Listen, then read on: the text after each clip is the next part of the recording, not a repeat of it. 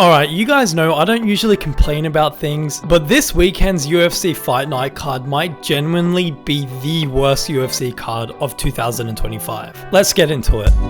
I'm not even joking, look at this main event. Gabriel Bonfim ranked number 15 versus Randy Brown, unranked. That's what's headlining a UFC card in 2025. If this was just a one-off stinker card, I wouldn't even be making this video, but the fact that we are getting two cards back to back that are just absolute slop is insane to me. Last weekend we got Steve Garcia versus David Onama, which I didn't even make a video on because there was literally zero hype, zero name value, and also no storyline to any of these fights. Not to mention, both headlining fights for last week and this weekend's card have zero effect on the rankings. So what's the point of making it a headlining fight? There's no clear contender being built in these fights. And I get it, we have UFC 322 next weekend, which this pay-per-view is absolutely stacked. I'm not expecting every card to be like this, but why does the UFC have to be so gosh darn inconsistent? The UFC's pacing just has felt completely off this year. It's like we sandwich one or two good cards in between a row of just absolute stinkers. First thing I want to talk about is just the lack of power and storylines in these cards. I'm not expecting every fight night to be a Kamaru Usman versus Buckley situation, but this,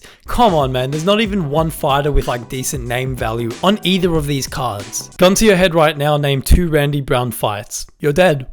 You're dead. Nobody outside of the hardcore MMA fan base knows who's fighting this weekend. Even on UFC's social media, there's such a lack of promotion of these cards, which I think is very telling. When they've got a really good headliner for a fight night or a stacked fight night card, they'll go well out of their way to promote it. I'm just sick of this because it feels like the UFC is just expecting fans to pay for this, and they know regardless of who they put on a card, it's going to sell it, it's going to do somewhat well, so they can get away with it. And it's just not fair to the fan base to be expecting us to pay for these fights and then just receive unranked headliners. Dana White was on live stream with Nina Drama, and her live chat brought up to Dana White just how bad these cards were. Why is tomorrow and next week's UFC so bad? Well, let me ask you a question.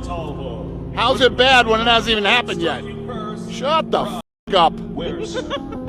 Watch it tomorrow, and if it's bad, tell me it's bad. His response here completely misses the point, and this is literally every hardcore's argument on Twitter when you bring this up to them. Fans aren't mad because the fights themselves are going to be bad. No doubt a lot of these fights are probably going to be bangers, but that's not the point. It's that us as fans have nothing to look forward to. There's no emotional investment in any of these fights. If I wanted to see action with no storyline, I'd go watch the PFL or boxing or something like that. The next thing I want to talk about is the UFC oversaturating with this lazy scheduling. Especially in the past few years, the UFC has had such an issue with quantity over quality. They've got over 40 events per year, and it feels like a lot of these are just filler events to fulfill the ESPN contract. I would much rather just see the UFC skip a week if it means that we get a decently stacked card, which they very much can do. The current UFC roster is insanely deep with some extreme talent and big names. If we just take a look into next week's pay-per-view card at UFC 322, they could have easily just taken Leon Edwards versus Carlos Prates, or even BSD versus Beneil Dariush,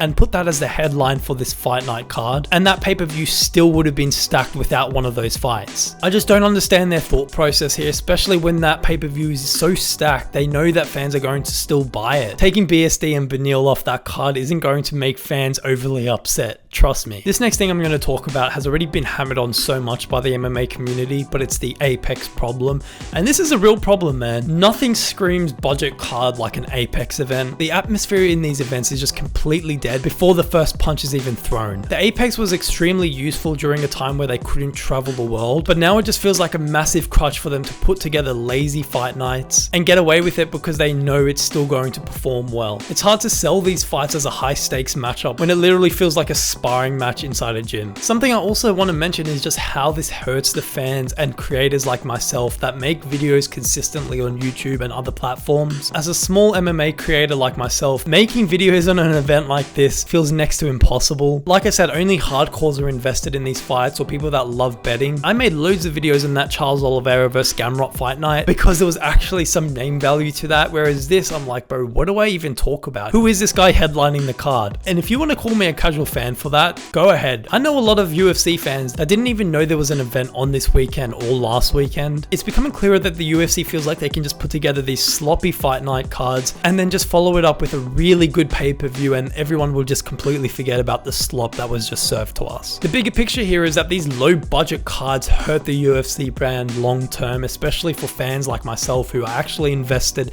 in not only the sport but the company. People are just going to start skipping events, which means less traction towards the big fights. Like when they've got a big pay-per-view coming up, there's going to be less interest in them. And there's also a very negative narrative here where it almost trains fans to just not become invested in an event unless it's a pay-per-view. And I'm not going to lie, the PFL or even One Championship could really take advantage of this when the UFC puts together these trash fight nights. Just absolutely stack a card, and people that actually care about the sport are most likely going to watch those events. Like I said, I'm not expecting every fight night to be full of stars, but at least have a decent headliner, come on. And especially a fight that has some impact on the rankings, because these just don't really mean anything. But yeah, let me know what you guys think. Do you agree with me? Make sure you guys do drop a like on this video. Make sure to subscribe as well, man. I'll see you guys in the next one.